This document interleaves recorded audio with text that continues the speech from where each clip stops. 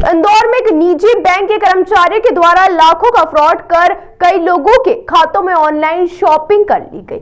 Police ने मामले में इंदौर सहित कई अन्य राज्यों के व्यापारियों से धोखाधड़ी करने वाले आरोपियों को गिरफ्तार किया है।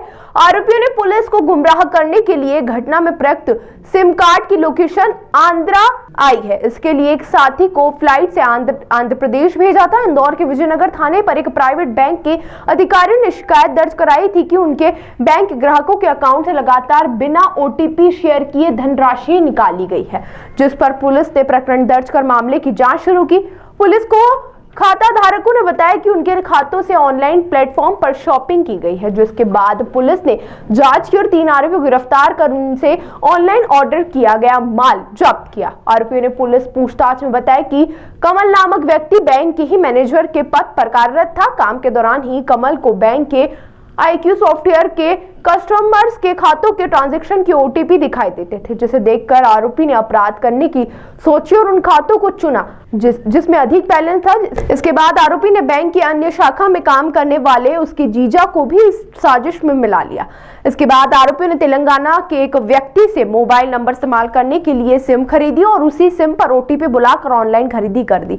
पुलिस को गुमराह करने के लिए आरोपियों ने अपने एक परिचित को सिम लेकर तेलंगाना भेजा और वहां पर सिम नष्ट करवाई गई ताकि पुलिस को लगी कि अपराधी वहां के हैं, लेकिन पुलिस की जांच में सभी आरोपी पकड़ाए गए। फिलहाल पुलिस और आरोपियों से ऑर्डर किया गया सामान और कैश बरामद किया है।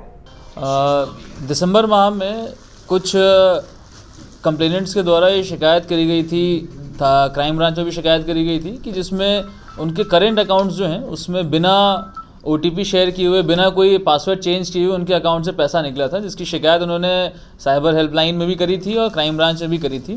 जिसकी शिकायत की जांच के उपरांत में ICICI बैंक के जो कुछ अकाउंट्स थे उनको ये जानकारी प्राप्त हुई कि उनके कर्मचारियों के द्वारा उन सभी करेंट अकाउंट्स के पासवर्ड्स को चेंज किया गया था और उसमें जो पैसा था उसको निकाल करके अपने उसके लिए इस्तेमाल किया गया था, जिस पर से उन्होंने यहाँ पर सूचना दे करके FIR रजिस्टर करवाई थी।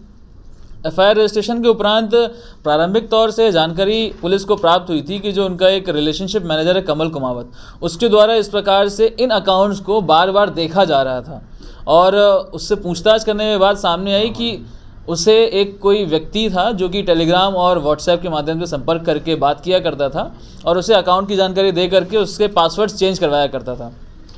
जब इस पूरे मामले की तकनीकी जांच करी गई, इसमें जिन बैंक अकाउंट से पैसा निकला, जिन बैंक अकाउंट्स में पैसा गया, जो पैसा खर्चा हुआ अमेज़ॉन गिफ्ट कार्ड्स के माध्यम से और अन्य वेबसाइट्स के माध्यम से, उसकी तकनीकी जांच करने के उपरांत ये जानकारी प्राप्त हुई कि कुछ ऐसे नंबर्स हैं जो कि इंदौर में और हैदराबाद के कुछ नंबर्स हैं जो चले हैं, जिनके माध्यम से फ्रॉड किया गया है। जाँच के उपरांत में ये मालूम पड़ा कि कुछ नंबर्स कमल कुमावत के द्वारा ही चलाए गए थे और कुछ और नंबर्स थे जो इसके साथी स्टैनली और अभिषेक इनके द्वारा चलाए गए थे। जब इन तीनों के बारे में हमको जानकारी मिली, तीनों अलग अलग जगह पर थे।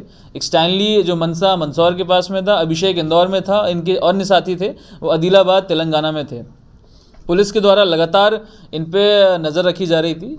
पैरेलल टीम्स बना करके एक साथ कल हमने इनको राउंड अप करके गिरफ्तार किया और पूछताछ के दौरान में इनके द्वारा पूरा इनका जो मोडस ऑपरेंडी था वो क्लियर हो पाया कि किस प्रकार से बैंक के जो बैक एंड IView सॉफ्टवेयर है जिसमें करंट अकाउंट्स के OTPs विजिबल होते हैं, उसका गलत फ़ायदा उठाते हुए इन्होंने कई अकाउंट यूज़र्स के पैसों को निकाला। अमेज़ॉन गिफ्ट कार्ड के माध्यम से और अन्य वेबसाइट के माध्यम से, तनिष्क के ऐप के माध्यम से इन्होंने E-Gold के परचेज़ किए, गिफ्ट कार्ड के परचेज़ किए, जिसके माध्यम से इलेक्ट्रॉनिक गैजेट्स और अपने इस्तेमाल के लिए पैसों का एकत्रीकरण किया था।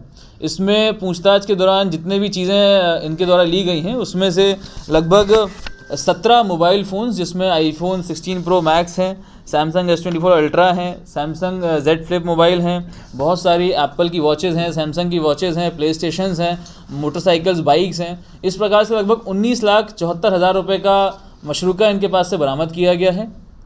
कुल जितने भी अकाउंट्स थे, लगभग 1 दर्जन अकाउंट्स में इन्होंने फ्रॉड किया करोड़ों का।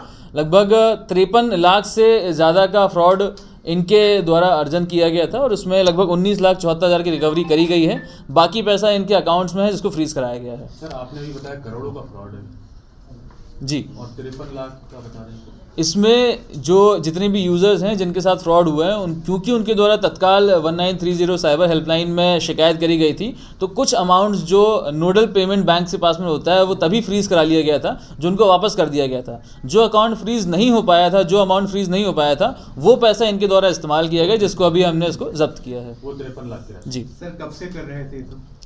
ये लगभग सितंबर के बाद से इन्होंने ये प्रक्रिया चालू करी है। हालांकि इसमें बैंक के सिस्टम की भी भूमिका सामने आई है, जिसमें जो इनके रिलेशनशिप मैनेजर्स हैं जिनके पास ऐसी सेंसिटिव इन्फॉर्मेशन जो कि किसी भी यूज़र की कॉन्फिडेंशियल इन्फॉर्मेशन होती है उसका एक्सेस क्यों था, इसके संबंध में बैंक से भी पत्राचार किया गया है।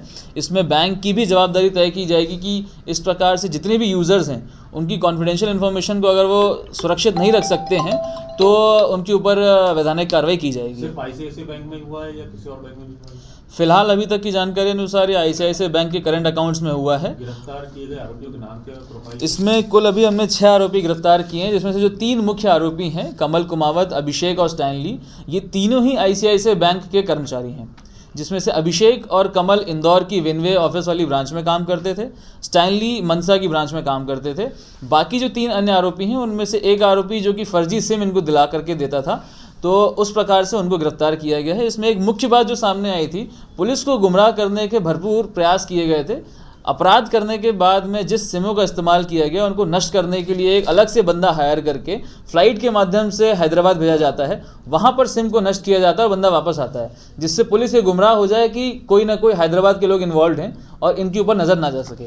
परंतु तकनीकी साक्ष्यों के माध्यम से इन पर फाइनली शिकंजा कसा गया, इनको गिरफ्तार किया गया है। सर 3 तो आपने